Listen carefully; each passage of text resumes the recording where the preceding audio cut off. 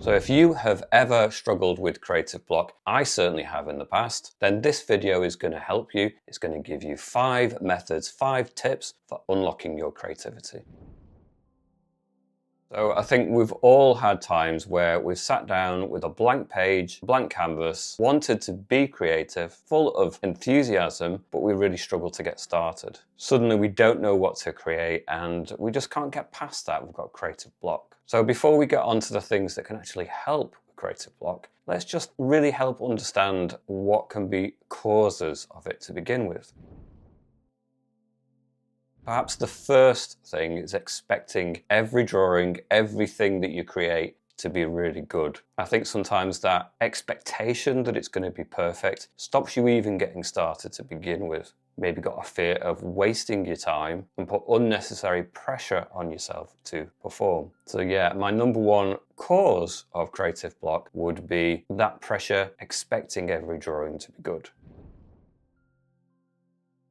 The second reason for creative block is starting with a blank canvas. With no real direction at the beginning of the process, starting with a blank canvas, having so many decisions and so many directions that you could go in, actually freezes you on the spot and stops you getting started at all. With too many decisions of color, lighting, textures, composition, all of these things can be overwhelming when you start with a blank canvas and no real sense of where you're going to head. So the pressure to produce something that is going to be really good and then adding to it with a blank canvas at the start are things that can really cripple you from moving forward and getting started.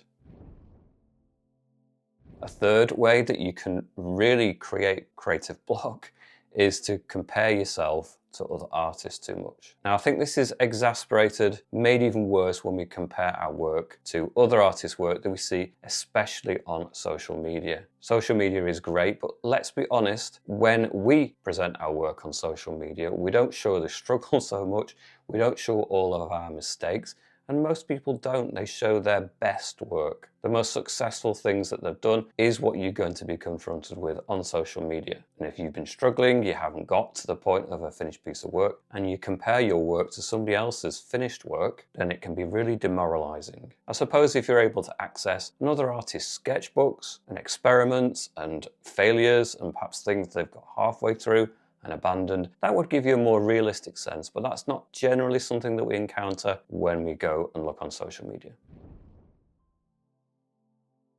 A fourth thing that can really cause creative block is working too much into a piece of work and really trying to push it to an absolutely perfect point. I know that I've certainly been guilty of endlessly tweaking and fine-tuning just small areas on a piece of work. You end up getting bogged down and losing momentum, and really you're not actually making progress. You're aiming for perfection, but you're not getting the piece finished, you're not moving on, taking the lessons from that and then rolling it into the next piece. You get stuck on certain details and overwork them, looking for perfection, and it's just perhaps sometimes unrealistic.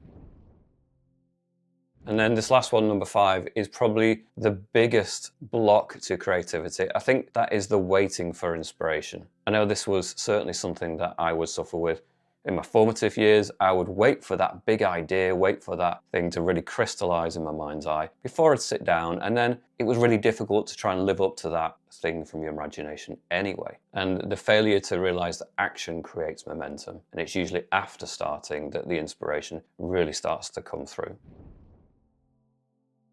So let's really focus in this second section. So the things that you can do, practical steps that you can take to really help you overcome and move forward and hopefully not really suffer from creative block in the future.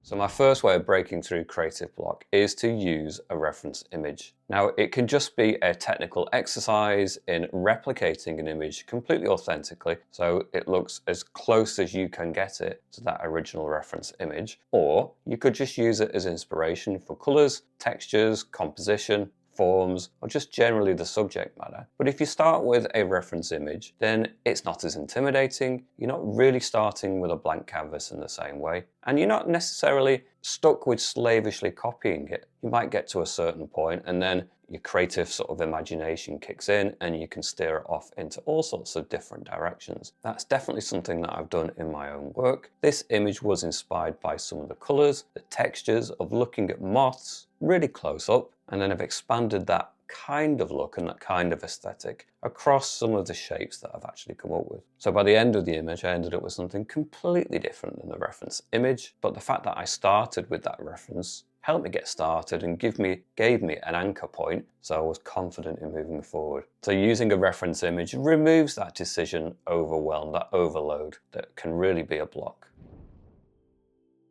Now, my second suggestion is kind of completely different from suggestion one.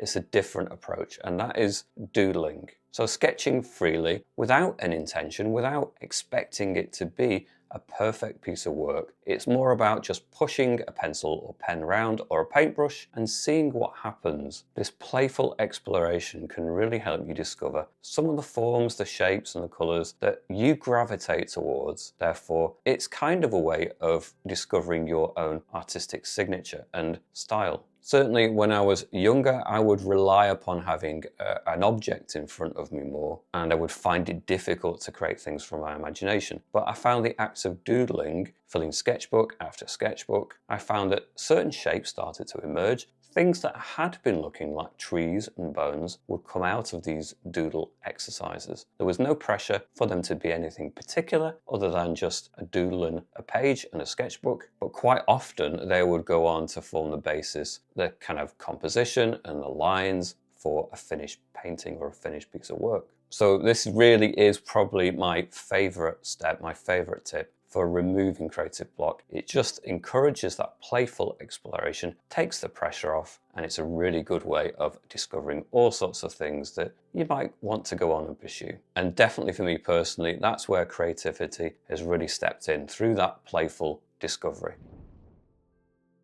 Now, obviously I create tutorials on my YouTube channel, so I'm a little bit biased with number 3, but I have good reason to offer it up as a suggestion that following tutorials removes that kind of creative pressure. It can really teach you about the tools and techniques. It builds confidence and momentum. It can really be a focus on learning instead of performing. So I think following tutorials can be a really good way of overcoming that creative block. It creates that momentum, gets you creating, and obviously it's going to get you to a finished piece of work that you can be quite proud of as well. And it's a really good way of building knowledge and confidence.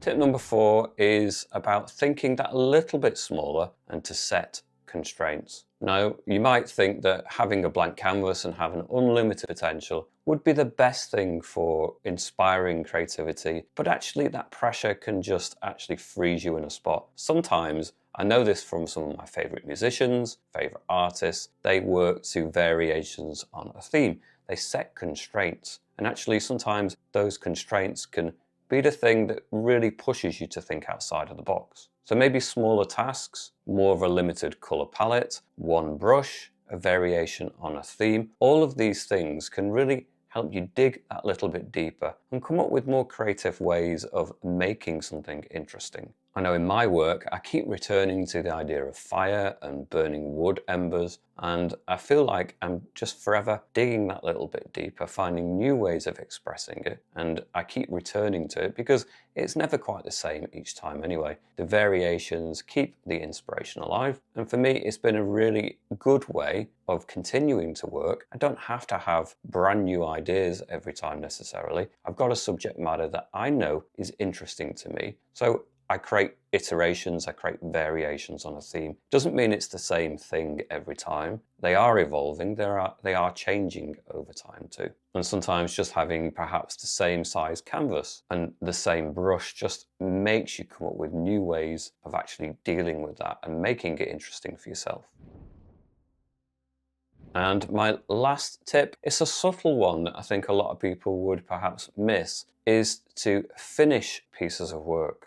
So pushing through and finishing a piece of work is good in a variety of different ways. It's really important that you don't abandon things halfway through. It's the halfway through stage where things are really messy, and it would be easy to just lose hope with it and just start on a different thing entirely. But that messy middle stage, that struggle halfway through a piece of work is pretty normal, and it's a part of the process that is a learning opportunity rather than something that indicates you need to abandon the piece of work. I genuinely believe that the struggle is where the learning happens, and that pushing through and finishing a piece of work teaches way more than quitting and starting another piece. It's the identifying that something just isn't right about a piece of work and keep changing it until you find a compromise, find a fix for it so it does work well enough. And then you're going to take all of that learning then through into the next piece of work that you do. Added to that, you'll be confident or feel more confident that you were able to successfully complete a piece of work, push it through to completion, and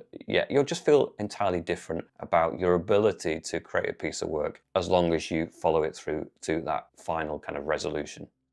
So those are my 5 ways of overcoming creative block. Just as a kind of summary, I think it's important to remember that having creative block doesn't mean that you don't have the ability as an artist. Don't allow it to become something where you talk negatively to yourself. Doesn't mean you don't have good ideas. It means perhaps that you are overthinking it, thinking more than you are drawing. I hope this week's video has resonated with you and given you some things to think about. I'd love to hear about things that you do to overcome creative block. Leave me those thoughts in the comments section. Don't forget to hit subscribe, and I shall see you back here soon. Bye for now.